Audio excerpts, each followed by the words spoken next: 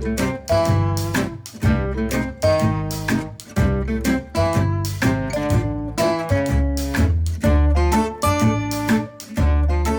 right, lovely, bouncy, a baby. Let's get ready. So I can't believe this is week 15 of this entire Whimsical Women series.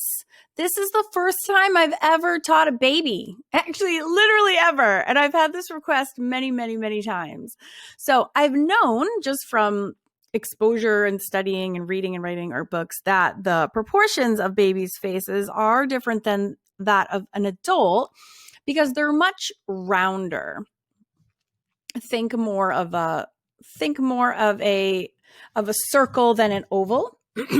Super interestingly enough, this baby had the exact same facial dimensions as the wrinkled Burmese woman that we did last week, which I thought was fascinating. She had really peculiar proportions, and when I was measuring the babies, it was the same exact thing. So that was really fascinating. So anyways, much more of a circle. Now, this particular baby, because of the reference, has its mouth open, her mouth open. And so then it becomes more of an oval. Had she had her mouth closed, it would have been more of a circle.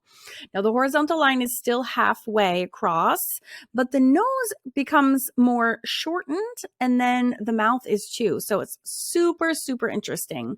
So whatever baby reference that you're working from, if you don't have this one, you just want to make sure that you're not starting with an oval, and your head is typically much wider and less narrow and long. So if you take a circle and you squish it from the sides to make it an oval, the appearance of a face will be older. It's really fascinating. So the proportions are quite different from the baby. What else is different about this little baby is pretty much everything. The eyes are super wide open, and you can see because, we're born with the same size, pupil and iris that you die with, sadly, but your eyes are so tiny. So the iris takes up almost the entire eye. And so it's like very little white left over. The nose was totally flared. And, when I finished with this, I realized how not flared mine actually is drawn compared to the actual reference. So I could have done that a lot better. Of course, the mouth is open. The tongue is hanging out. So pretty much in every single way, this drawing might be the most challenging because it's unlike the preceding 14 drawings that we've done. Now, that being said, we had the smiley Italian with her crazy smile and everything. There's been a really challenge to every single drawing that we've done in this whole series. And I so hope that those who have chosen to follow along with me and draw along with me are just reaping the benefits like crazy of this drawing practice and trying all these facial expressions and drawing these skin tones that are like, we've had ranges from, whitest white to black and everything in between.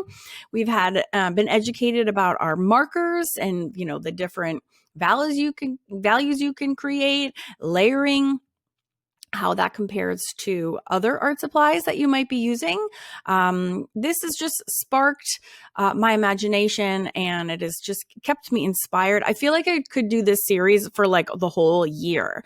Now, in case you were unaware, I am actually publishing a book based on this series. So if you've done one or two or any of these and you want to have your work featured in my book, I am still accepting submissions until the 31st of January, 2021, if you're just watching this as it is published. So you have a week to get your submissions in if you want to participate. But I've been completely blown away.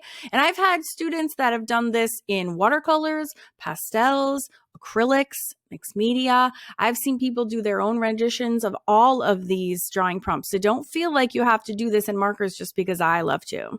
So you can really follow the lesson, but use the art supplies to really help you make it your own. So like all of the preceding projects, we are using layer upon layer to build up the skin tones. Now I have here this little layer of this very light lilac almost. And that's because the undertones were just, if you're getting too yellow, then you want to go in with a color that is opposite on the color wheel. And that will really, so opposite colors on the color wheel will kind of combat against each other and they will make a neutral. So if you put purple over yellow, that kind of cancels each other out and makes a more neutral color. So it's a great way to kind of keep things at bay there if they're getting a little too tinged in any particular color dimension. Now, this is our first tongue. I think we do it all in this series. We have wrinkles, we had teeth, we have weird head angles, a couple of those actually.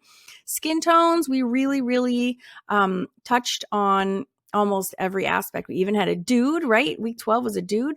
So yeah, I hope you learned so much. I feel like my own drawing skills and actually really my coloring and my rendering skills, I feel like went up about 50 notches. So if you're looking for a series to inspire you and just a good art challenge, I highly recommend going back to the first one and watching them. It's really fun to get involved and follow along. You can use hashtag Whimsical Women on Instagram and on Facebook, and then we can all kind of find each other. So back to the drawing. After we get that kind of skin tone, there's not too much shading and to do here because her skin is like flawless, but there are some little key areas that you do need to kind of concentrate to give her that baby look. And that's really the same creases around the mouth. And that was very much true too for the older woman. I shouldn't say older, the old woman that we did last week. There was a lot of similarities between her and this baby, which I thought was fascinating. So like the facial portion, the facial proportions, I already mentioned their eyebrows had similarities, but also like the length of her nose. Yeah, I think though that's just coincidental, but I just thought it was super interesting because we hadn't done a reference that of an older person yet or a baby. And it was funny that they had so many similarities. So back to the shadows, which I was saying was that those you need to make sure, especially with any facial expression, that you really take the time to draw in and render the shadows around the nose and the mouth, because that's the face shape is what gives it expression.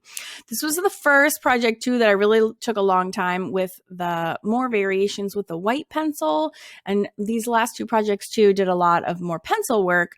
In addition and on top of the alcohol markers. And that was by a special request from one of my students who asked if I could please demonstrate that a little bit more carefully and a little bit more slowly.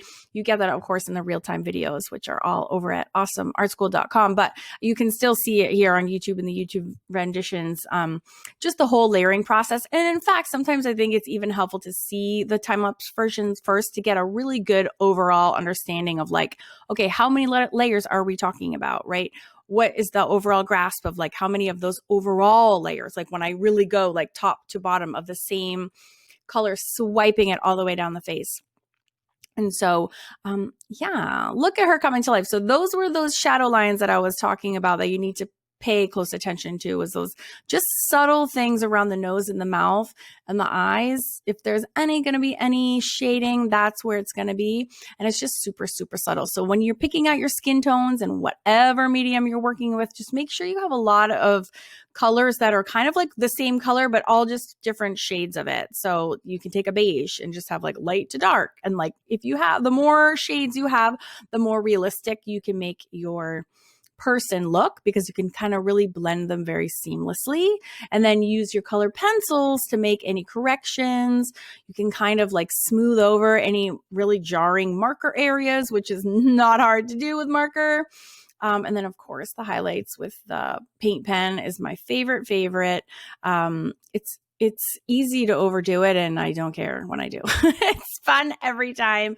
But if you want to go a little bit more slow, you can go in with your white colored pencil instead. It's a little less jarring, but I just love me some highlights just as much as I love me some shadows.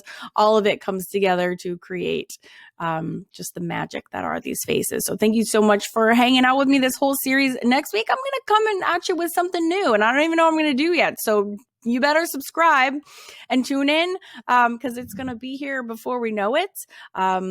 I have learned so much, and I have enjoyed seeing your progress photos from week to week so much, and hearing in the comments section how everybody's been doing. So thank you so much for hanging out with me. Join me next week for something brand new. I will see you then.